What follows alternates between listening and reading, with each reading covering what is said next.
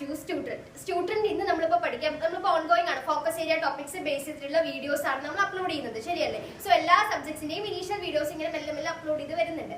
And ഇപ്പോൾ കെമിസ്ട്രിയുടെ case എടുക്കുകയാണെങ്കിൽ നമ്മൾ ഫസ്റ്റ് ചാപ്റ്റർ സോളിഡ് സ്റ്റേറ്റിന്റെയും സെക്കൻഡ് ചാപ്റ്റർ സൊല്യൂഷൻസിന്റെയും focus area basic class uploaded ആണ്. സോ കാണാത്തവരാണെങ്കിൽ അത് പോയി കാണാം.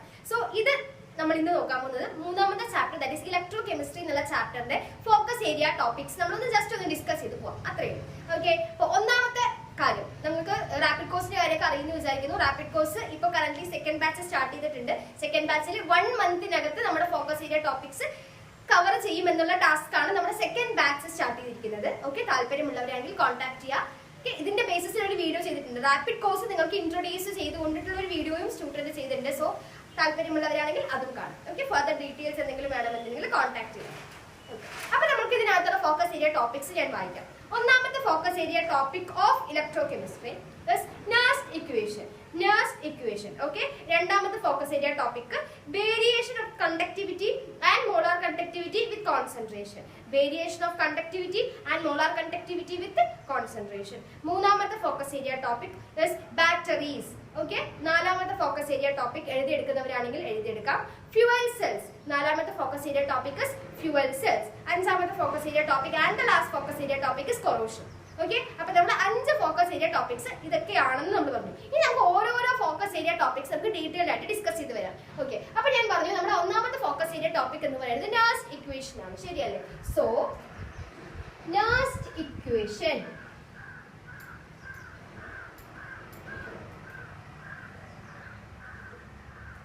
അപ്പൊ നമുക്ക് Nernst ഇക്വേഷന്റെ ഡെറിവേഷൻ നമുക്ക് പഠിക്കാനുണ്ട്, അല്ലെ? സോ ഇനീഷ്യലി നമുക്ക് എന്താണ് Nernst ഇക്വേഷൻ നമുക്ക് അറിഞ്ഞിരിക്കണം. സോ ഞാനിത് വായിക്കാം. Nernst equation provides a relationship between concentration of electrolyte used in the electrode and the electrode potential. Okay, ഞാൻ ആദ്യം ഇംഗ്ലീഷിൽ വായിക്കാം, മലയാളത്തിൽ പറയാം, എന്നിട്ട് ഇംഗ്ലീഷിൽ വായിക്കാം. ഇപ്പൊ ഞാൻ ഇംഗ്ലീഷിൽ വായിച്ചു, സോ മലയാളത്തിൽ അർത്ഥം പറഞ്ഞു തരട്ടെ. Nernst equation എന്ന് പറയുന്നത് നമ്മുടെ ഇലക്ട്രോഡിൽ ഉപയോഗിച്ചിരിക്കുന്ന ഇലക്ട്രോലൈറ്റിന്റെ കോൺസെൻട്രേഷനും അതിന്റെ ഇലക്ട്രോഡ് പൊട്ടൻഷ്യലും തമ്മിലുള്ള റിലേഷൻഷിപ്പ് അല്ലെങ്കിൽ ബന്ധം തരുന്ന ഇക്വേഷൻ ആണ് നമ്മുടെ Nernst ഇക്വേഷൻ. സോ ഒന്നുകൂടെ ഞാൻ പറഞ്ഞുതരാം. Nernst equation provides A relationship between ഏതും തമ്മിലുള്ള റിലേഷൻഷിപ്പ് ആണ് concentration of electrolyte used in the electrode and the electrode potential. Okay അല്ലേ? ഇനി നമ്മൾക്ക് ഇനി ഡെറിവേഷനിലേക്ക് കിടക്കാം, അല്ലെ? നമ്മൾ അതിന് വേണ്ടിയിട്ട് Nernst ഇക്വേഷന്റെ ഫൈനൽ ഇക്വേഷൻ ഡിറൈവ് ചെയ്യാൻ വേണ്ടിയിട്ട് നമ്മൾ ഇനീഷ്യലി ഒരു ഇലക്ട്രോഡ് റിയാക്ഷൻ, അതായത് ഒരു ഇലക്ട്രോഡിൽ നടക്കുന്ന റിയാക്ഷൻ, ഒരു ജനറൽ റിയാക്ഷൻ നമുക്ക് എഴുതാം. ഓക്കെ, ജനറൽ റിയാക്ഷൻ ആയിട്ട് ഞാൻ എഴുതുന്നത് നിങ്ങളുടെ ഫോക്കസ് ഏരിയ PDF ഇല്ലേ, നമ്മുടെ ഗവൺമെന്റ് നമുക്ക് തന്നിരിക്കുന്ന ഫോക്കസ് ഏരിയയുടെ ഒരു PDF ഉണ്ട്. സോ ഞാൻ അതിന്റെ ബേസിസിലുള്ള ക്ലാസ് ആണ് എടുക്കുന്നത്. ഓക്കെ, അപ്പൊ ഞാൻ എന്റെ ക്ലാസ് കേട്ടിട്ട് നിങ്ങൾക്ക് എന്തെങ്കിലും ഡൗട്ട് ഉണ്ടെന്നുണ്ടെങ്കിൽ ജസ്റ്റ് ആ ഫോക്കസ് ഏരിയയിൽ പോയിക്കില്ലേ, ഞാൻ പറയുന്ന ഡെഫിനിഷൻസ് ഒക്കെ അതിലുണ്ടാവും. ഞാൻ അതിന്റെ ബേസിസിലാണ് ക്ലാസ് എടുക്കുന്നത്. ഓക്കെ അല്ലേ? അപ്പോ m⁻n++ n electron gives m⁻n+ aqueous സ്റ്റേറ്റിലാണ് ആൻഡ് m എന്ന് പറയുന്നത് സോളിഡ് സ്റ്റേറ്റ് ആണ്. ഇത് ജനറൽ ഒരു ഇലക്ട്രോഡ് റിയാക്ഷൻ ആണ് ഞാൻ ഇവിടെ എഴുതിയിരിക്കുന്നത്. ഓക്കെ അല്ലേ? സോ നമ്മൾ അതിന്റെ ഡെറിവേഷൻ കിട്ടാൻ വേണ്ടിയിട്ട് ആദ്യം ജനറൽ ഇലക്ട്രോഡ് റിയാക്ഷൻ ആദ്യം എഴുതാം. നെക്സ്റ്റ് സ്റ്റെപ്പ് എന്ന് പറയുന്നത് നമ്മൾ ഇപ്പൊ എഴുതിയിരിക്കുന്ന ജനറൽ ഇലക്ട്രോഡ് റിയാക്ഷന്റെ ഇലക്ട്രോഡ് പൊട്ടൻഷ്യൽ കണ്ടുപിടിക്കാം. ഇലക്ട്രോഡ് പൊട്ടൻഷ്യൽ ശ്രദ്ധിച്ച് കേട്ടാൽ മതി. ഇലക്ട്രോഡ് പൊട്ടൻഷ്യൽ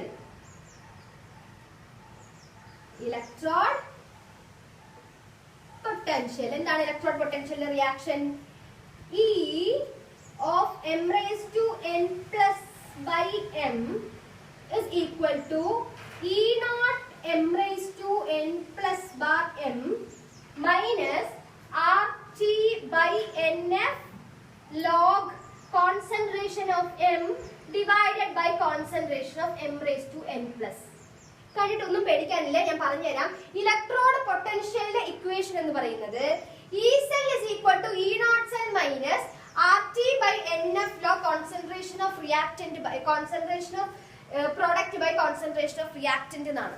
ഓക്കെ അല്ലെ? അങ്ങനെയാണെങ്കിൽ E cell is equal to E0 cell minus RT/NF log concentration of product by concentration of reactant. ആ ഒരു ഇക്വേഷനിൽ നമ്മൾ എല്ലാം സബ്സ്റ്റിറ്റ്യൂട്ട് ചെയ്ത് കൊടുത്തു. അത്രയും നമ്മൾ ചെയ്തിട്ടുള്ളൂ. ഈ സെല്ലിന്റെ അവിടെ ഏതാണ് സെല്ല്? m⁻n+m ആണ് സെല്ല്, ശരിയല്ലേ? is equal to E naught cell അവിടെ E naught m raised to n plus by m minus RT by NF log concentration of product എന്ന് പറയുമ്പോൾ concentration of m അല്ലെ divided by concentration of reactant എന്ന് പറയുമ്പോൾ concentration of m raised to n plus.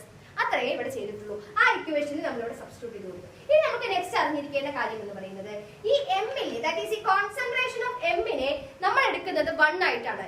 So എമ്മിന്റെ concentration 1 ആയിട്ട് നമ്മൾ എടുക്കുകയാണ്. So നമ്മുടെ ഇക്വേഷനിൽ ചെറിയ മാറ്റം സംഭവിക്കുമല്ലോ. സംഭവിക്കും. എന്ത് സംഭവിക്കും? നമ്മൾ ഈ എമ്മിന്റെ വാല്യൂവിന്റെ അവിടെ 1 സബ്സ്റ്റിറ്റ്യൂട്ട് ചെയ്ത് കൊടുക്കണം അല്ലെ. കാരണം M is considered concentration of M is considered as 1 ആണ്. സോ നമ്മുടെ ആ മെയിൻ ഇക്വേഷൻ ഞാൻ ഒന്നും ചെയ്തിട്ടില്ല. ആ എമ്മിന്റെ സ്ഥാനത്ത് എന്ത് കൊണ്ടുവന്നു പറഞ്ഞിട്ടുള്ളൂ?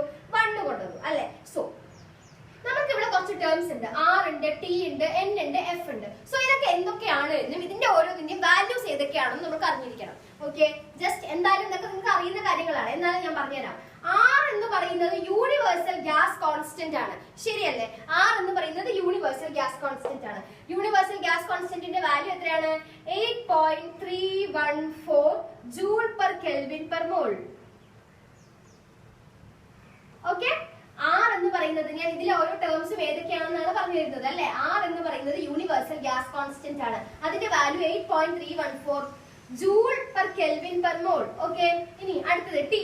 ടി എന്ന് വെച്ചാൽ ടി സ്റ്റാൻഡ്സ് ഫോർ ടെമ്പറേച്ചർ. ശരിയല്ലേ? സോ ടിന്റെ വാല്യൂ അല്ലെങ്കിൽ ടെമ്പറേച്ചറിന്റെ സ്റ്റാൻഡേർഡ് ടെമ്പറേച്ചറിന്റെ വാല്യൂ എത്രയാ? 298 കെൽവിൻ ആണ്. ആൻഡ് ഇനി നമുക്ക് എന്താ ഉള്ളത്? എൻ ആണുള്ളത് അല്ലെ. എൻ എന്ന് പറയുന്നത് number of electrons involve in the reaction. ഈ ഒരു പർട്ടിക്കുലർ റിയാക്ഷനിൽ എത്ര എണ്ണം ഇലക്ട്രോണുകൾ ഉണ്ട് എന്നുള്ളതാണ്. അത് നമുക്കൊരു വാല്യൂ പറയാൻ പറ്റില്ല.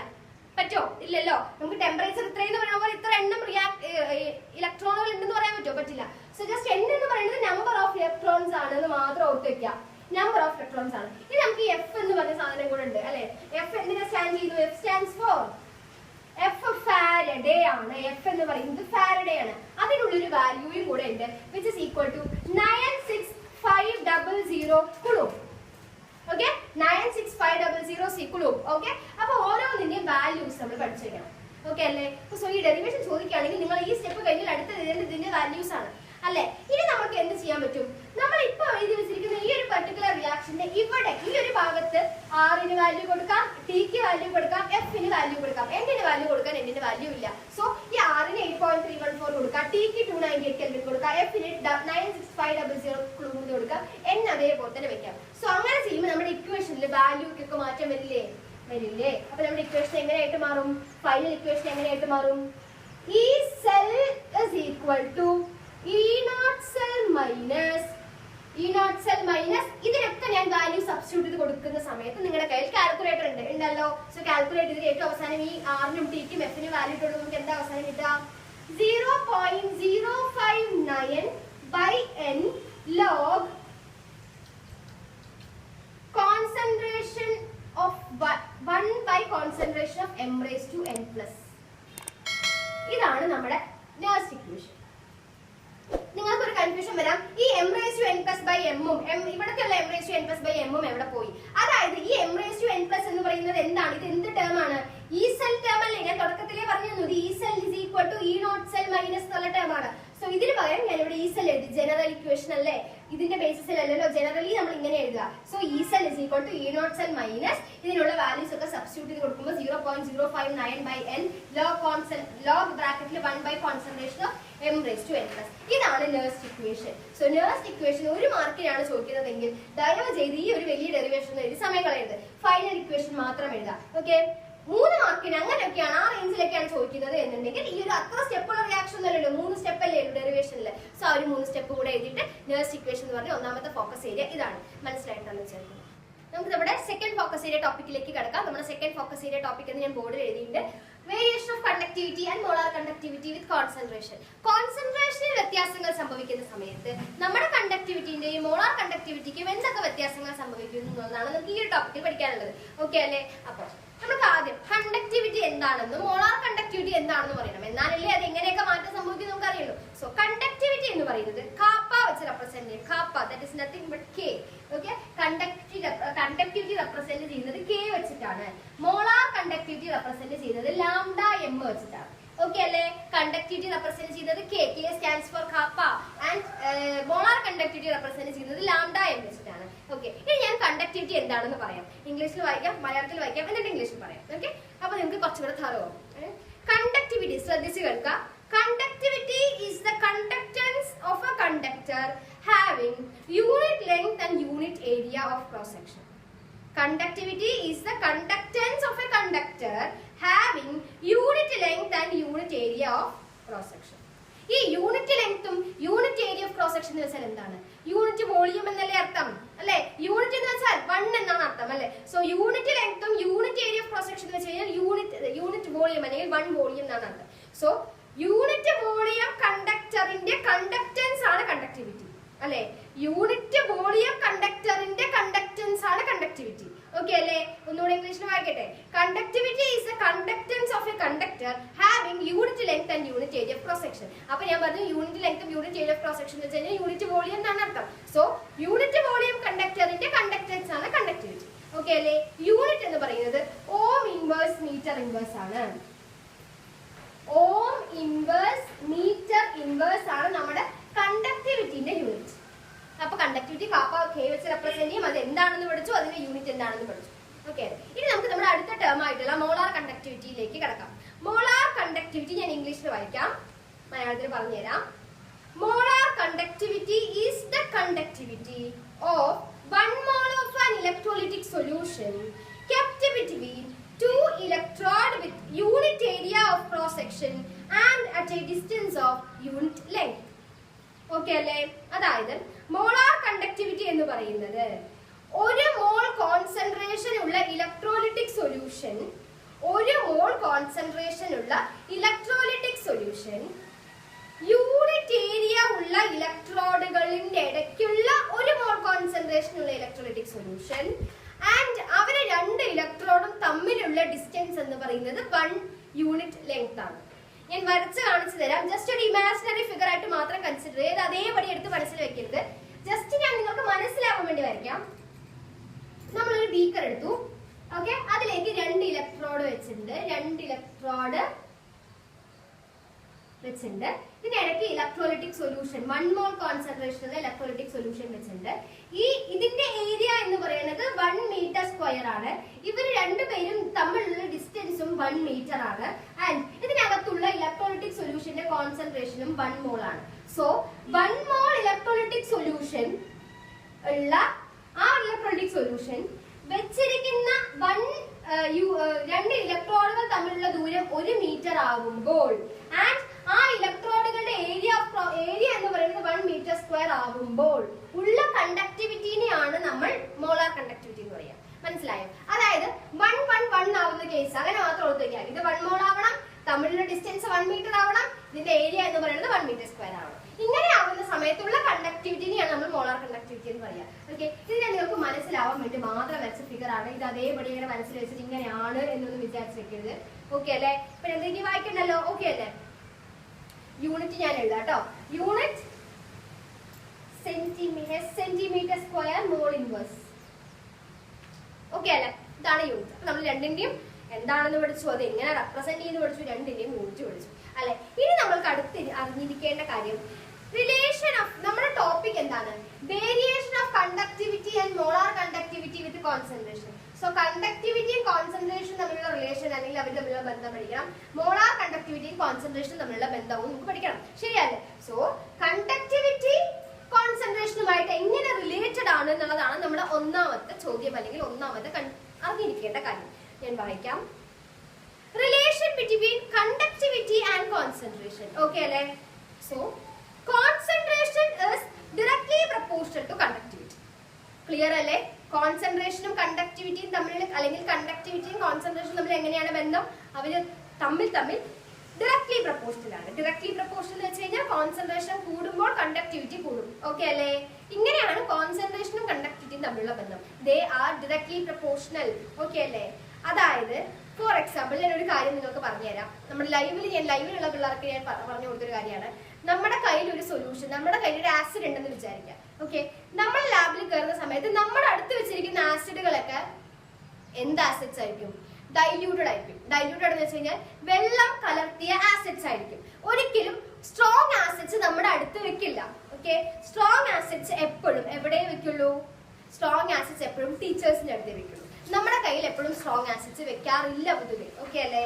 അതായത് നമ്മുടെ കയ്യിൽ സ്ട്രോങ് ആസിഡിൽ വെള്ളം കലർത്തിയിട്ടുള്ള ഡൈല്യൂട്ടഡ് ഫോമിലാണ് നമുക്ക് വെക്കുക.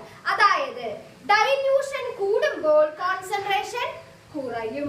വെള്ളം കലർത്തുന്നതിനെയാണ് നമ്മൾ ഡൈല്യൂഷൻ എന്ന് പറയാം. ഓക്കെ അല്ലേ? സോ ഡൈല്യൂഷൻ കൂടുമ്പോൾ, വെള്ളം ഒരുപാട് കലർത്തുമ്പോൾ ആ പർട്ടിക്കുലർ ആസിഡിന്റെ കോൺസെൻട്രേഷൻ എന്ത് ചെയ്യുന്നു? കുറയുന്നു. സോ ഞാനിപ്പോ രണ്ട് കാര്യങ്ങൾ പറഞ്ഞു. കോൺസെൻട്രേഷനും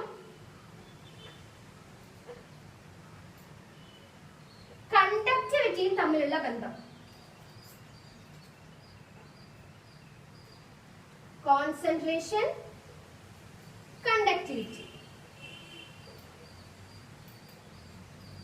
എങ്ങനെയാ കോൺസെൻട്രേഷനും കണ്ടക്ടിവിറ്റിയും എങ്ങനെയാണ് ബന്ധം? They are directly proportional. അതായത് കോൺസെൻട്രേഷൻ കൂടുമ്പോൾ കണ്ടക്ടിവിറ്റി കൂടും എന്ന് ഞാൻ ആദ്യം പറഞ്ഞു. ഇപ്പൊ ഞാൻ എന്ത് പറഞ്ഞു? ഡൈല്യൂഷൻ. ഡൈല്യൂഷൻ എന്ന് വെച്ചാൽ വെള്ളം കലർത്തുന്നതിനെയാണ് നമ്മൾ ഡൈല്യൂഷൻ എന്ന് പറയാം അല്ലെ? ഡൈല്യൂഷൻ കൂടുമ്പോൾ കോൺസെൻട്രേഷൻ കുറയുന്നു. So they are inversely proportional. ശരിയല്ലേ? ഡൈല്യൂഷൻ, വെള്ളം കലർത്തി കലർത്തി കൊടുക്കുന്തോറും നമ്മുടെ കയ്യിലുള്ള ആസിഡിന്റെ കോൺസെൻട്രേഷൻ കുറയുന്നു അല്ലെ? സോ കോൺസെൻട്രേഷൻ കൂടുമ്പോൾ കണ്ടക്ടിവിറ്റി കൂടുന്നു. Dilution dilution is inversely proportional to concentration. അപ്പൊ ഡൈല്യൂഷൻ കൂടുമ്പോൾ കോൺസെൻട്രേഷൻ കുറയുന്നു. അങ്ങനെയാണെങ്കിൽ നമുക്ക് എന്ത് പറയാൻ പറ്റും? Conductivity decreases with increase in dilution എന്ന് പറയാൻ പറ്റും അല്ലെ? Conductivity decreases that increase in dilution. കണ്ടക്ടിവിറ്റിയും ഡൈല്യൂഷനും ഇൻവേഴ്സ്ലി പ്രൊപ്പോർഷണൽ ആണ്.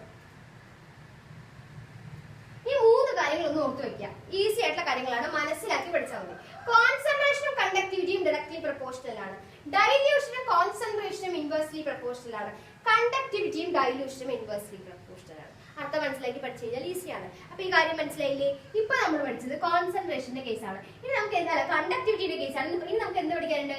മോളാർ കണ്ടക്ടിവിറ്റിയുടെ കേസിലും ഇതേപോലെ പഠിക്കാനുണ്ട്. ഇപ്പൊ കണ്ടക്ടിവിറ്റി നിങ്ങൾക്ക് ക്ലിയർ ആയില്ലേ? സോ ഞാൻ കണ്ടക്ടിവിറ്റി മാറ്റാലോ. ഇനി നമുക്ക് മോളാർ കണ്ടക്ടിവിറ്റിയിലേക്ക് കടക്കാം. അപ്പൊ മോളാർ കണ്ടക്ടിവിറ്റി എന്താണെന്ന് പഠിച്ചു, മോളാർ കണ്ടക്ടിവിറ്റി എങ്ങനെ റെപ്രസെന്റ് ചെയ്യുന്നു പഠിച്ചു, അതിന്റെ യൂണിറ്റ് എന്താണെന്ന് നമ്മൾ പഠിച്ചു. ഇനി നമുക്ക് അതിന്റെ റിലേഷൻ പഠിക്കാം. Relation between molar conductivity and concentration അല്ലെ? Concentration is inversely proportional to molar conductivity. എങ്ങനെയാണ്? നേരത്തെ എന്തായിരുന്നു? ഡയറക്ട്ലി പ്രൊപ്പോർഷണൽ ആയിരുന്നു. ഇവിടെ എന്താണ്? ഇൻവേഴ്സ്ലി പ്രൊപ്പോർഷണൽ ആണ്. Concentration is inversely proportional to molar conductivity.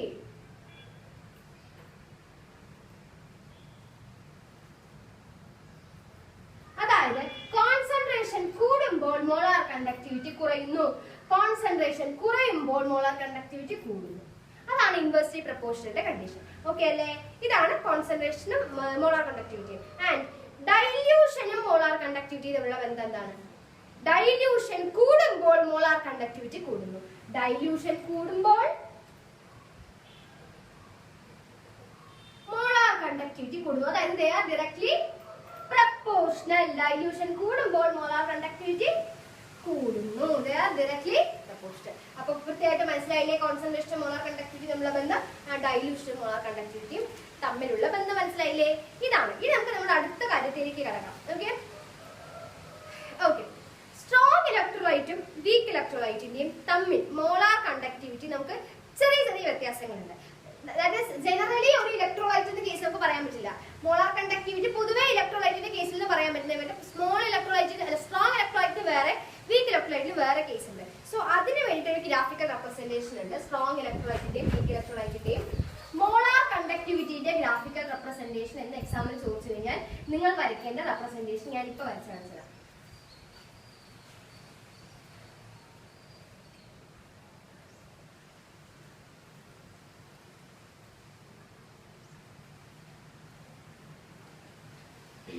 ഈ സ്ട്രെയിറ്റ് ലൈൻ റെപ്രസെന്റ് ചെയ്യുന്നത് സ്ട്രോങ് ഇലക്ട്രോലൈറ്റിനെയാണ്.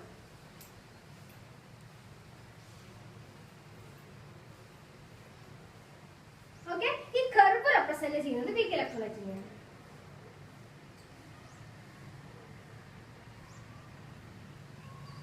ഓക്കെ അല്ലെ? ഈ സ്ട്രെയിറ്റ് ലൈൻ റെപ്രസെന്റ് ചെയ്യുന്നത് സ്ട്രോങ് ഇലക്ട്രോലൈറ്റിനെയാണ്. ഈ കർവ് റെപ്രസെന്റ് ചെയ്യുന്നത് വീക്ക് ഇലക്ട്രോലൈറ്റിനെയാണ്. ഈ ഒരു പർട്ടിക്കുലർ പോയിന്റ് നിങ്ങൾ ശ്രദ്ധിക്കണം. ഈ ഒരു പർട്ടിക്കുലർ പോയിന്റിനെ നമ്മൾ ലാംഡ നോട്ട് എം വെച്ച് റെപ്രസെന്റ് ചെയ്യും. എന്താണ് ലാംഡ നോട്ട് എം എന്ന് ഞാൻ പറഞ്ഞുതരാം. ഓക്കെ, ലാംഡ നോട്ട് എം വെച്ചാണ് നമ്മൾ ഈ ഒരു പോയിന്റിനെ റെപ്രസെന്റ് ചെയ്യാം. ഓക്കെ, ഇനി ഞാൻ അടുത്ത എന്താണ് ലാംഡ നോട്ട് എം എന്നുള്ള കാര്യമൊക്കെ ഞാൻ പറഞ്ഞുതരാം കേട്ടോ. സ്ട്രോങ് ഇലക്ട്രോലൈറ്റ്, ഞാൻ ആദ്യം മലയാളത്തിൽ വായിക്കാം. സ്ട്രോങ് ഇലക്ട്രോലൈറ്റ് കംപ്ലീറ്റ് ആയിട്ട് അയോണൈസ്ഡ് ആവുന്ന സബ്സ്റ്റൻസസ് ആണ് സ്ട്രോങ് ഇലക്ട്രോലൈറ്റ്. അവർ കംപ്ലീറ്റ് ആയിട്ട് അയോണൈസ്ഡ് ആവും. പക്ഷെ വീക്ക് ഇലക്ട്രോലൈറ്റ് അങ്ങനെയല്ല കേട്ടോ, കംപ്ലീറ്റ് ആയിട്ട് അവർ അയോണൈസ്ഡ് ആവില്ല. സ്ട്രോങ് ഇലക്ട്രോലൈറ്റ് കംപ്ലീറ്റ് ആയിട്ട് അയോണൈസ്ഡ് ആവും. സോ അങ്ങനെ അയോണൈസ് ആവുന്ന സമയത്ത് സ്ട്രോങ് ഇലക്ട്രോലൈറ്റിന്റെ മോളാർ കണ്ടക്ടിവിറ്റി ഒരു മാക്സിമം മോളാർ കണ്ടക്ടൻസിലേക്ക് റീച്ച് ചെയ്യും. ഓക്കെ, അങ്ങനെ അയോണൈസ് ആവുന്ന സമയത്ത് സ്ട്രോങ് ഇലക്ട്രോലൈറ്റിന്റെ മാക്സിമം മോളാർ കണ്ടക്ടൻസിൽ റീച്ച് ചെയ്യും. മാക്സിമം മോളാർ കണ്ടക്ടൻസിൽ റീച്ച് ചെയ്യും സ്ട്രോങ് ഇലക്ട്രോലൈറ്റിന്റെ കേസാണ് പറയുന്നത്. അതാണ് നമ്മൾ ഈ ഗ്രാഫിൽ റെപ്രസെന്റ് ചെയ്തിരിക്കുന്നത് ലാംഡ നോട്ട് എം. അപ്പൊ നമുക്ക് ലാംഡ നോട്ട് എമ്മിനെ നമുക്ക് എങ്ങനെ എഴുതാൻ പറ്റും? അതിനെ പറയുന്ന പേരാണ്, ഈ ലാംഡ നോട്ട് എമ്മിനെ പറയുന്ന പേരാണ് ലിമിറ്റിംഗ് മോളാർ കണ്ടക്ടിവിറ്റി. ഈ ലാംഡ നോട്ട് എം എന്ന് പറഞ്ഞ് റെപ്രസെന്റ് ചെയ്തിരിക്കുന്ന സാധനം ലിമിറ്റിംഗ് മോളാർ കണ്ടക്ടിവിറ്റി ആണ്. ലിമിറ്റിംഗ് മോളാർ കണ്ടക്ടിവിറ്റിനെ റെപ്രസെന്റ് ചെയ്യുന്നു ഈ ലാംഡ നോട്ട്. ഓക്കെ, ഇനി ഞാൻ തിയറിയിലേക്ക് കിടക്കാം. കോൺസെൻട്രേഷൻ 0 ആകുമ്പോൾ ഒരു ഇലക്ട്രോലൈറ്റിലുള്ള കണ്ടക്ടിവിറ്റിനെയാണ് നമ്മൾ ലിമിറ്റിംഗ് മോളാർ കണ്ടക്ടിവിറ്റി എന്ന് പറയാം. കോൺസെൻട്രേഷൻ 0 ആകുമ്പോൾ ഒരു ഇലക്ട്രോലൈറ്റിലുള്ള കണ്ടക്ടിവിറ്റിനെയാണ് നമ്മൾ ലിമിറ്റിംഗ് മോളാർ കണ്ടക്ടിവിറ്റി എന്ന് പറയാം. ലിമിറ്റിംഗ് മോളാർ കണ്ടക്ടിവിറ്റിനെ റെപ്രസെന്റ് ചെയ്യുന്നത് ലാംഡ നോട്ട് എം വെച്ചിട്ടാണ്. അപ്പൊ എന്താണ് ലാംഡ നോട്ട് എം എന്നും ആ ഒരു ഗ്രാഫിക്കൽ റെപ്രസെന്റേഷൻ മനസ്സിലായിട്ടുണ്ടാവുമല്ലോ. ഇനി ഞാൻ പറഞ്ഞു, ഇപ്പൊ നമ്മൾ പറഞ്ഞത് സ്ട്രോങ് ഇലക്ട്രോലൈറ്റിന്റെ കേസാണ്. എന്തുകൊണ്ടാണ് strong electrolyte lambda not M എന്ന് പറഞ്ഞൊരു ടേം വരാൻ കാരണം? അവര് കംപ്ലീറ്റ് ആയിട്ട് അയോണൈസ്ഡ് ആവും എന്നുള്ളത് കൊണ്ടാണ്. പക്ഷെ വീക്ക് ഇലക്ട്രോലൈറ്റിന്റെ കേസിൽ അങ്ങനെയല്ല, വീക്ക് ഇലക്ട്രോലൈറ്റ് കംപ്ലീറ്റ് ആയിട്ട് അയോണൈസ്ഡ് ആവില്ല. സോ അപ്പൊ നമുക്ക് ലിമിറ്റിംഗ് മോളാർ കണ്ടക്ടിവിറ്റി കണ്ടുപിടിക്കണം അല്ലെ. പക്ഷെ ഇത് സ്ട്രോങ് കംപ്ലീറ്റ് ആയിട്ട് അയോണൈസ് ആവില്ല. സോ നമുക്കൊരു വേറൊരു മെത്തേഡ് വേണം നമുക്കത് കണ്ടുപിടിക്കാൻ വേണ്ടി വീക്ക് ഇലക്ട്രോലൈറ്റിന്റെ കേസിൽ. സോ അതിനു വേണ്ടി വന്ന കാര്യമാണ്, അല്ലെങ്കിൽ അത് കണ്ടുപിടിക്കാൻ നമുക്ക് വീക്ക് ഇലക്ട്രോലൈറ്റിന്റെ കേസ് കണ്ടുപിടിക്കണമല്ലോ, അതിനു വേണ്ടി വന്ന ഒരു ലോ ആണ് കോൾഡ്-രാഷസ് ലോ എന്ന് പറഞ്ഞല്ലോ.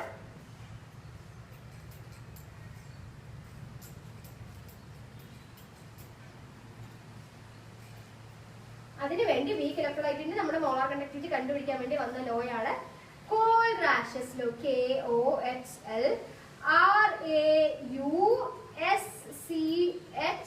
KOLRAUSCHS. എന്താണ് കോൾഡ്-രാഷസ് ലോ എന്ന് ഞാൻ വായിക്കാം കേട്ടോ.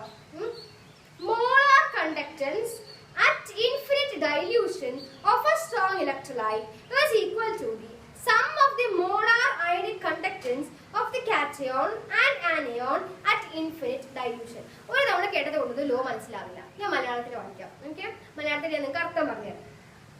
നമ്മളിപ്പോ പറയുന്നത് വീക്ക് ഇലക്ട്രോലൈറ്റിന്റെ കേസിലുള്ള മോളാർ കണ്ടക്ടിവിറ്റി കണ്ടുപിടിക്കാനുള്ള ലോ ആണ് അല്ലെ. സ്ട്രോങ് ഇലക്ട്രോലൈറ്റ് ഡൈല്യൂഷൻ, സ്ട്രോങ് ഇലക്ട്രോലൈറ്റിന്റെ ഡൈല്യൂഷൻ ഇൻഫിനിറ്റ് ആവുന്ന സമയത്ത്, അതായത് ഡൈല്യൂഷൻ നടന്നുകൊണ്ടേയിരിക്കുന്ന സമയത്ത്, അതാണ് ഇൻഫിനിറ്റ് ആവുമെന്ന് പറയാം. സ്ട്രോങ് ഇലക്ട്രോലൈറ്റിന്റെ ഡൈല്യൂഷൻ ഇൻഫിനിറ്റ് ആവുന്ന സമയത്ത് അതിന്റെ മോളാർ കണ്ടക്ടൻസ് എന്ന് പറയുന്നത് അവരുടെ പോസിറ്റീവ് അയോണിന്റെയും നെഗറ്റീവ് അയോണിന്റെയും സമ്മിന് ഈക്വൽ ആയിരിക്കും. ഒന്നുകൂടെ പറയട്ടെ, നമ്മുടെ ലോ ഒന്നുകൂടെ ഞാൻ വായിച്ചു തരട്ടെ. ലോ എന്ന് പറയുന്നത് molar conductance at infinite dilution of a strong electrolyte is equal to sum of molar ionic conductance of cation and anion at infinite dilution. Okay അല്ലേ? So for example, നമ്മൾ NaOH, അതായത് sodium ഹൈഡ്രോക്സൈഡിലെ limiting molar conductivity എഴുതുകയാണെന്ന് വിചാരിക്കുക. Okay, അപ്പൊ നമ്മൾ എന്നെ എഴുതും lambda not M of NaOH എന്ന് എഴുതും, which is equal to എന്താണ് lambda not M of Na plus lambda not M of OH minus. അതായത് പോസിറ്റീവ് അയോണിന്റെയും നെഗറ്റീവ് അയോണിന്റെയും സമ്മാണ് ആ ഒരു ഹോൾ ഇലക്ട്രോലൈറ്റിക് സൊല്യൂഷന്റെ ലിമിറ്റിംഗ് മോളാർ കണ്ടക്ടിവിറ്റി. ഓക്കെ അല്ലേ? ഇനി ഞാൻ കോൾഡ്-രാഷസ് ലോന്റെ 2 ആപ്ലിക്കേഷൻസ് നമുക്ക് പഠിക്കാം അല്ലെ. കോൾഡ്-രാഷസ് ലോ എന്താണെന്ന് പഠിച്ചു, അതിന്റെ കാര്യങ്ങളൊക്കെ പഠിച്ചു, ഇക്വേഷൻസ് ഒക്കെ ഓക്കെയാണ്. ആൻഡ് ആപ്ലിക്കേഷൻസിലേക്ക് കടക്കുമ്പോൾ use to calculate lambda not M of weak electrolyte. Weak ഇലക്ട്രോലൈറ്റിന്റെ ലാംഡ നോട്ട് എം, അതായത് ലിമിറ്റിംഗ് മോളാർ കണ്ടക്ടിവിറ്റി അല്ലേ, അത് കാൽക്കുലേറ്റ് ചെയ്യാൻ വേണ്ടി നമ്മൾ ഈ ലോ ഉപയോഗിക്കാറുണ്ട്. രണ്ടാമത്തെ application to calculate degree of association or dissociation of weak electrolyte. നമ്മൾ ഒരു വീക്ക് ഇലക്ട്രോലൈറ്റിന്റെ കേസിന് വേണ്ടി മാത്രമാണ് നമ്മൾ ഈ ലോ ഉപയോഗിക്കുന്നത്. സോ അതിന്റെ ഡിഗ്രി എത്രത്തോളം അത് ഡിസോസിയേറ്റ് ആയി എന്ന് കണ്ടുപിടിക്കാൻ വേണ്ടിയിട്ട് നമ്മൾ ഈ ലോ ഉപയോഗിക്കാറുണ്ട്. ഇതാണ് 2 ആപ്ലിക്കേഷൻസ് ഓഫ് കോൾഡ്-രാഷസ് ലോ. ഇപ്പൊ കോൾഡ്-രാഷസ് ലോ പഠിച്ചു, ഗ്രാഫ് പഠിച്ചു, കണ്ടക്ടിവിറ്റി, മോളാർ കണ്ടക്ടിവിറ്റി സംഭവങ്ങളൊക്കെ നമ്മൾ പഠിച്ചു. ഇനി നമുക്ക് വേറൊരു ഇക്വേഷനിലേക്ക് വരാം. ഓക്കെ, വേറൊരു ഇക്വേഷൻ ഇൻ ദ സെൻസ് ഇതേ ആണ്, ഡയറക്റ്റ് ഇക്വേഷൻ ആണ്. ടേംസ് പറഞ്ഞുതരാം, ആ ഇക്വേഷൻ പറഞ്ഞുതരാം. ഡി ബൈ ഹക്കൽ-ഓൺസാഗർ ഇക്വേഷൻ എന്നാണ് ആ ഇക്വേഷന്റെ പേര്. ഓക്കെ, ഞാൻ ബോർഡിൽ എഴുതാം. Debye Huckel Onsager equation. Equation വളരെ എളുപ്പമാണ് കേട്ടോ. Onsager equation. ഇക്വേഷൻ എഴുതട്ടെ. ലാംഡ എം, അതായത് molar conductivity, is equal to lambda not M, അതായത് limiting molar conductivity, minus B root C. B എന്ന് വെച്ചാൽ ഒരു കോൺസ്റ്റന്റ് ആണ്, സി എന്ന് വെച്ചാൽ കോൺസെൻട്രേഷൻ ആണ്. Lambda M is equal to lambda not M minus B root C. അല്ലെ, എന്തിനാണ് നമ്മൾ ഇക്വേഷൻ പഠിക്കുന്നത്? വെറുതെ കയറി ഒരു ഇക്വേഷൻ പഠിക്കുന്ന കാര്യമില്ലല്ലോ. എന്തെങ്കിലും തമ്മിലുള്ള ബന്ധം അല്ലെങ്കിൽ റിലേഷൻഷിപ്പ് കാണിക്കുന്ന ഒരു ഇക്വേഷൻ ആയിരിക്കും. എന്തും തമ്മിലുള്ള ബന്ധമാണ്. മോളാർ കണ്ടക്ടൻസും കോൺസെൻട്രേഷനും തമ്മിലുള്ള ബന്ധം കാണിക്കുന്ന ഇക്വേഷൻ ആണ് നമ്മുടെ D by Huckel Onsager equation. Molar കണ്ടക്ടിവിറ്റിയും കോൺസെൻട്രേഷനും തമ്മിലുള്ള ബന്ധം കാണിക്കുന്ന ഇക്വേഷൻ ആണ് നമ്മുടെ ഇത്. ഇത് നമുക്ക് സ്ട്രോങ് ഇലക്ട്രോലൈറ്റിന്റെ കേസിൽ മാത്രം ഉപയോഗിക്കാൻ പറ്റുന്ന ഇക്വേഷൻ ആണ് കേട്ടോ. വീക്ക് ഇലക്ട്രോലൈറ്റിന്റെ കേസിൽ നമുക്ക് ഈ ഇക്വേഷൻ ഉപയോഗിക്കാൻ പറ്റില്ല. ഓക്കെ അല്ലേ? നമ്മുടെ സെക്കൻഡ് ഫോക്കസ് ഏരിയ ടോപ്പിക് ഇതോടുകൂടി കഴിഞ്ഞു. മനസ്സിലായിട്ടുണ്ടെന്ന് വിചാരിക്കും. അപ്പൊ നമുക്ക് നമ്മുടെ നെക്സ്റ്റ് ഫോക്കസ് ഏരിയ ടോപ്പിക്കിലേക്ക് കടക്കാം. നെക്സ്റ്റ് ഫോക്കസ് ഏരിയ ടോപ്പിക് എന്ന് പറയുന്നത് ബാറ്ററീസ് ആണ്. ഇനി നമുക്ക് ബാറ്ററീസ് ഉണ്ട്, കൊറോഷൻ ഉണ്ട്, ഫ്യൂവൽ സെൽസ് ഉണ്ട്. ശരിയാണ്. സോ ബാറ്ററീസിന്റെ കേസിൽ കഴിഞ്ഞ് സ്പീഡ് ആയിട്ട് പോവാം, ബിക്കോസ് വീഡിയോ ഒരുപാട് ലെങ്ത് ആക്കിയത് നിങ്ങൾക്ക് അതൊരു ബോറടിയാണ്. Batteries. Term battery stands for arrangement of 2 or more galvanic cells. ഒന്നുമില്ല, രണ്ടോ രണ്ടിൽ കൂടുതലോ ഗാൽവനിക് സെല്ലിന്റെ അറേഞ്ച്മെന്റിനെയാണ് ബാറ്ററി എന്ന് പറയുക. അത്രയേ ഉള്ളൂ. ബാറ്ററി അതാണ്. നമുക്ക് രണ്ട് തരത്തിലുള്ള ബാറ്ററിയാണുള്ളത്, primary battery and secondary battery. Primary battery എന്താണ്, സെക്കൻഡറി ബാറ്ററി എന്താണ് എന്ന് അറിഞ്ഞിരിക്കണം. പ്രൈമറി ബാറ്ററിയുടെ രണ്ട് എക്സാമ്പിൾസ് ആണ് ഡ്രൈ സെല്ലും മെർക്കുറി സെല്ലും. സോ ഡ്രൈ സെല്ലിനെ കുറിച്ച് അറിഞ്ഞിരിക്കണം, മെർക്കുറി സെല്ലിനെ കുറിച്ച് അറിഞ്ഞിരിക്കണം, അതിന്റെ സെൽ റിയാക്ഷനെ കുറിച്ചും അറിഞ്ഞിരിക്കണം.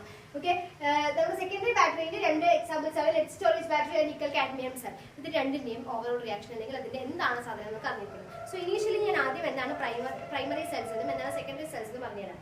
Primary cell is the one in which redox reaction occurs only once and hence the cell becomes dead after a period of time. They cannot be recharged or reused again. Mercury cell and dry cell are examples of primary cell. Easy അല്ലേ? Redox reaction ഒരു തവണ മാത്രം നടക്കാം, പിന്നീട് അതൊന്നും ചെയ്യാൻ പറ്റില്ല. അത് നടന്നു കഴിഞ്ഞാൽ കഴിഞ്ഞു, ആ സെല്ലിൽ നമുക്ക് ഉപയോഗിക്കാൻ പറ്റില്ല അല്ലേ. ഫോർ എക്സാമ്പിൾ നമ്മുടെ റിമോട്ട് ബാറ്ററീസ് ഒക്കെ, റിമോട്ടിന്റെ ബാറ്ററി ഒരു തവണ കേട് വന്നു കഴിഞ്ഞു കഴിഞ്ഞാൽ പിന്നെ നമുക്ക് പിന്നെ യൂസ് ചെയ്യാൻ പറ്റുമോ? പറ്റില്ലല്ലോ. റീചാർജ് ചെയ്യാൻ പറ്റുമോ? പറ്റില്ലല്ലോ. അതിനർത്ഥം എന്താണ്? അതിനകത്ത് ഒരു തവണയെ എന്ത് ചെയ്യാൻ പറ്റുള്ളൂ? റിയാക്ഷൻ നടത്താൻ പറ്റുള്ളൂ. ഓക്കെ അല്ലേ? റിഡോക്സ് റിയാക്ഷൻ ഒരു തവണ നടക്കാൻ പറ്റുന്ന സെൽസുകളെയാണ് നമ്മൾ പ്രൈമറി സെൽസ് എന്ന് പറയുന്നത്. അതിന് എക്സാമ്പിൾ ആണ് ഡ്രൈ സെല്ലും മെർക്കുറി സെല്ലും. സോ ഞാൻ പറഞ്ഞു ഡ്രൈ സെല്ലിനെ കുറിച്ച് പഠിക്കണം, മെർക്കുറി സെല്ലിനെ കുറിച്ച് പഠിക്കണം എന്ന് പറഞ്ഞു. സോ ഞാൻ ഡ്രൈ സെൽ എന്താണെന്ന് അതിന്റെ അപ്പാരറ്റസ് എങ്ങനെയാണെന്ന് ഞാൻ വായിച്ചു തരാം.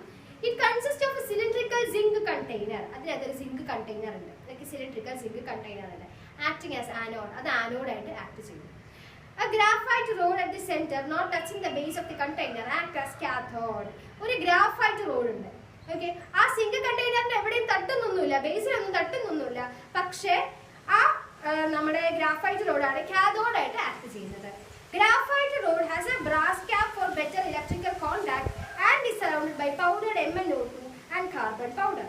അതായത് ആ ഗ്രാഫൈറ്റ് റോഡ് നമ്മുടെ സിങ്കിൽ തട്ടുന്നില്ലല്ലോ.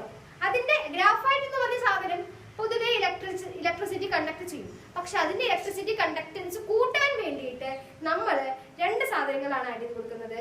ഒന്നാമത്തെ സാധനം ഇസ് ബ്രാസ് ക്യാപ്പ്. ഓക്കെ, രണ്ടാമത്തെ സാധനം അതിന് ഫുൾ പൗഡേർഡ് MnO2യും കാർബൺ പൗഡറും വെച്ചിട്ട് നമ്മൾ അതിനെ കവർ ചെയ്യും. നമ്മുടെ ഗ്രാഫൈറ്റിനെ ഫുൾ കവർ ചെയ്യും. ഓക്കെ അല്ലെ? എന്തിനു വേണ്ടിയിട്ടാണ്? അതിന്റെ കണ്ടക്ടിവിറ്റി കൂട്ടാൻ വേണ്ടിയിട്ട്. Space between electrode is filled with a paste of NH4Cl and ZnCl.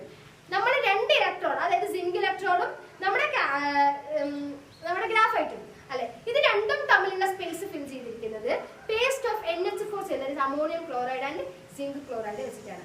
അതിനകത്ത് നടക്കുന്ന റിയാക്ഷൻ, ആ ഒരു സെല്ലിനകത്ത് നടക്കുന്ന റിയാക്ഷൻ ഞാനിപ്പോ ബോർഡിൽ എഴുതാം. Zn, that is zinc solid, gives Zn2 plus 2 electron at anode. Okay, MnO2 plus NH4 plus electron gives MnOOH plus NH3. Okay അല്ലേ? Reactions വൃത്തിയായിട്ട് മനസ്സിലായില്ലേ? ഇതാണ് അതിനകത്ത് നടക്കുന്ന രണ്ട് റിയാക്ഷൻസ്. ഓക്കെ, ഇപ്പൊ നമ്മൾ പഠിച്ചത് ഡ്രൈ സെല്ലിന്റെ കേസായിരുന്നു. അപ്പൊ കൃത്യമായിട്ട് മനസ്സിലായിട്ടാവുമല്ലോ. നമുക്ക് ഇതിന്റെ അടുത്ത സെല്ലിലേക്ക് കിടക്കാം. ഡ്രൈ സെല്ല് കഴിഞ്ഞതിലെ അടുത്ത സെല്ല് ഏതാണ്? മെർക്കുറി സെല്ലാണ്. സോ പ്രൈമറി സെല്ലിന്റെ രണ്ടാമത്തെ എക്സാമ്പിൾ ആയിട്ടുള്ള മെർക്കുറി സെല്ലിനെ കുറിച്ച് നമുക്ക് പഠിക്കാം. Mercury cell consist of zinc mercury amalgam. അവിടെ സിങ്കും മെർക്കുറിയുമാണ് ഉള്ളത്. സിങ്ക് മെർക്കുറി അമാൽഗം ആണ് അവിടെ ആനോഡായിട്ട് ആക്ട് ചെയ്യുന്നത്. സോ ഏതാണ് അവിടെ ആനോഡായിട്ട് ആക്ട് ചെയ്യുന്നത്? സിങ്ക് മെർക്കുറി അമാൽഗം ആണ് ആനോഡായിട്ട് ആക്ട് ചെയ്യുന്നത്. And A paste of HgO. HgO എന്ന് വെച്ചാൽ മെർക്കുറി അല്ലേ. So HgO and carbon as cathode. അപ്പൊ ഇവിടെ ആനോഡായിട്ട് ആക്ട് ചെയ്യുന്നത് സിങ്ക് മെർക്കുറി അമാൽഗം ആണ്. കാഥോഡായിട്ട് ആക്ട് ചെയ്യുന്നത് കാർബൺ ആൻഡ് HgOന്റെ ഒരു പേസ്റ്റ് ആണ് കാഥോഡായിട്ട് ആക്ട് ചെയ്യുന്നത്. അവിടെ നടക്കുന്ന ഓവറോൾ സെൽ റിയാക്ഷൻ ഞാൻ ഇവിടെ എഴുതട്ടെ. നമ്മുടെ മെർക്കുറി സെല്ലിൽ നടക്കുന്ന ഓവറോൾ സെൽ റിയാക്ഷൻ എഴുതട്ടെ. നിങ്ങൾക്ക് ആനോഡ് ഏതാണ് കാഥോഡ് ഏതാണെന്നൊക്കെ മനസ്സിലായില്ലേ? ഈ ഓവറോൾ സെൽ റിയാക്ഷൻ ഞാൻ ഇവിടെ എഴുതാം. ZnHg plus HgO gives ZnO plus Hg. Overall cell reaction case of mercury സെല്ലാണ് ഇവിടെ എഴുതിയിരിക്കുന്നത്. Zinc mercury amalgam plus HgO gives zinc oxide plus Hg. Hg എന്ന് വെച്ചാൽ മെർക്കുറി. ഓക്കെ, ഇതാണ് മെർക്കുറി സെല്ലിന്റെ ഓവറോൾ സെൽ റിയാക്ഷൻ. അപ്പൊ നമ്മുടെ മെർക്കുറി സെല്ലും ഡ്രൈ സെല്ലും കഴിഞ്ഞു. അതായത് പ്രൈമറി സെൽ എന്താണെന്ന് പഠിച്ചു.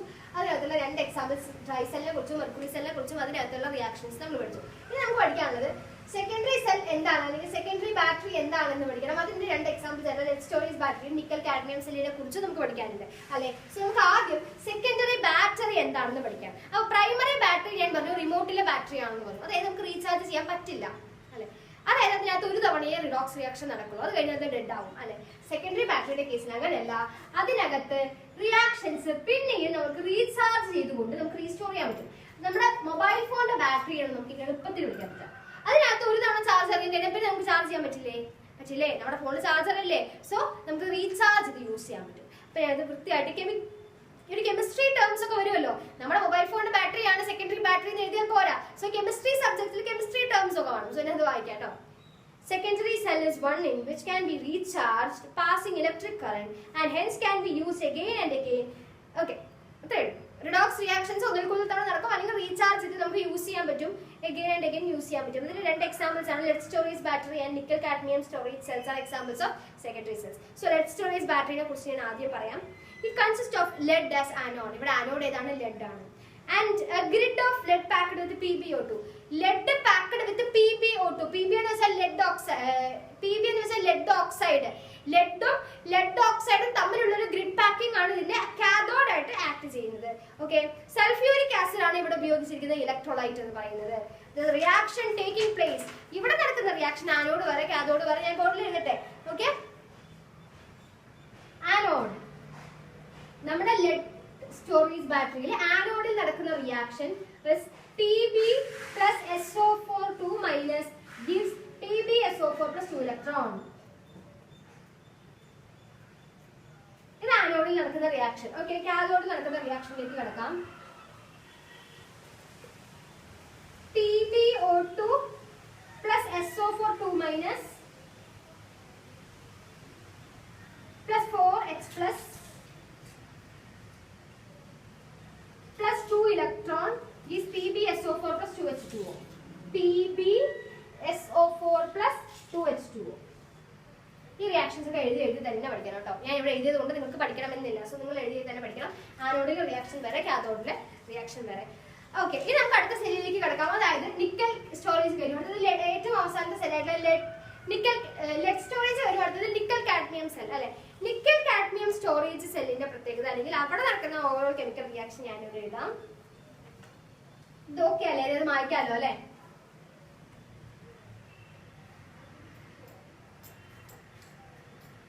ഇനി അടുത്തത് നിക്കൽ കാഡ്മിയം സെല്ലിന്റെ reaction, overall cell reaction. Cadmium plus 2NiOH thrice gives CdO plus 2NiOH twice. ഇതാണ് നമ്മുടെ എന്ത് റിയാക്ഷൻ എന്ന് പറയുന്നത്? നിക്കൽ കാഡ്മിയം സെല്ലിന്റെ ഓവറോൾ സെൽ റിയാക്ഷൻ. ദയവ് ചെയ്ത് എല്ലാത്തിനെയും സെൽ റിയാക്ഷൻസ് എങ്കിലും പഠിച്ചു വെക്കാം. ഓക്കെ അല്ലേ? ഇതോടുകൂടി നമ്മുടെ ബാറ്ററീസ് എന്ന് പറഞ്ഞ ടോപ്പിക് കഴിഞ്ഞു. ഓക്കെ അല്ലേ? ഇനി നമുക്ക് പഠിക്കാനുള്ളത് ഫ്യൂവൽ സെൽസും കൊറോഷനും. വളരെ ഈസി ആയിട്ടുള്ള 2 ടോപ്പിക്സ് ആണ്. സോ ഈ ടോപ്പിക് മനസ്സിലായിട്ടെന്ന് വിചാരിക്കുന്നു.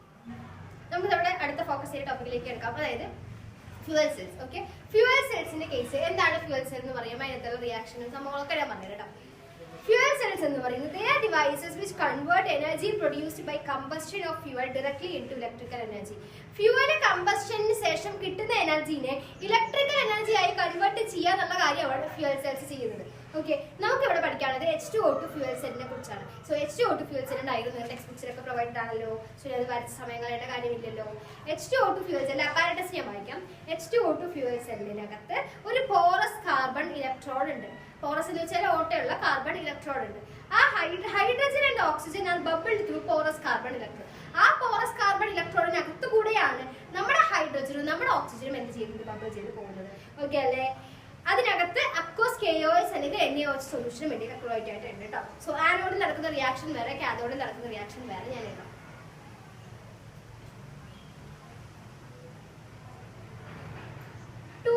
H2 plus 4OH minus gives 4H2O plus 4 electron. ഇതാണ് ആനോഡിൽ നടക്കുന്ന റിയാക്ഷൻ. ആൻഡ് കാഥോഡിൽ നടക്കുന്ന റിയാക്ഷൻ ഞാൻ ഇപ്പോൾ എഴുതാം.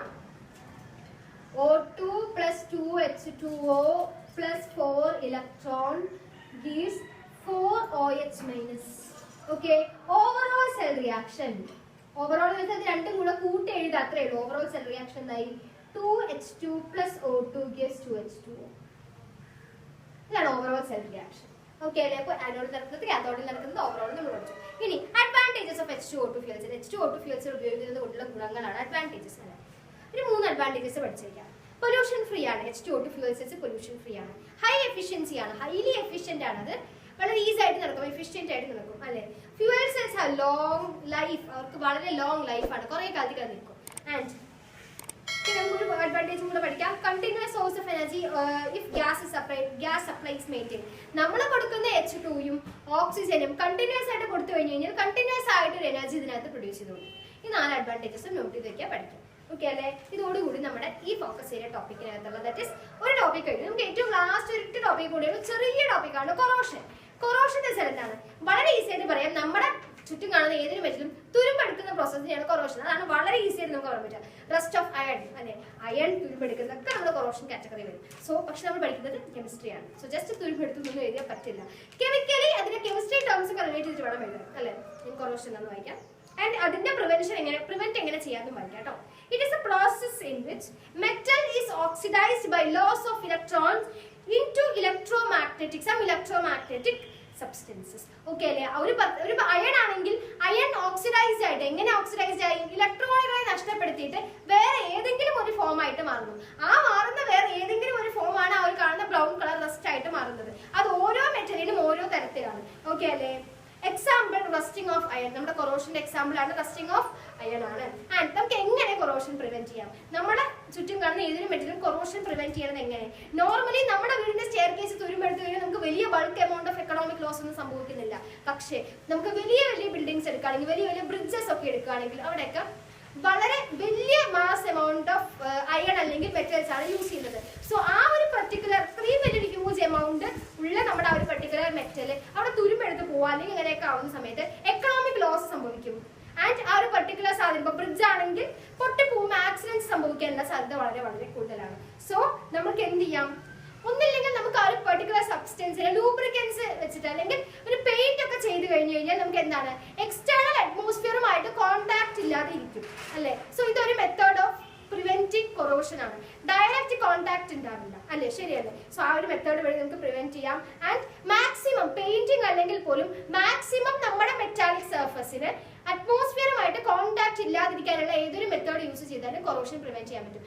ഇതാണ് ഏറ്റവും easiest and simplest way of getting rid of corrosion അല്ലെങ്കിൽ റസ്റ്റിംഗ് നമുക്ക് പറയാൻ പറ്റും. സോ ഇതാണ് പ്രിവെൻഷന്റെ കേസിൽ വരുന്നത്, കൊറോഷന്റെ കേസിൽ വരുന്നത്. അപ്പൊ ഇതോടുകൂടി നമ്മുടെ ചാപ്റ്റർ ഇലക്ട്രോ കെമിസ്ട്രിയിലുള്ള ചാപ്റ്റർ കഴിഞ്ഞു.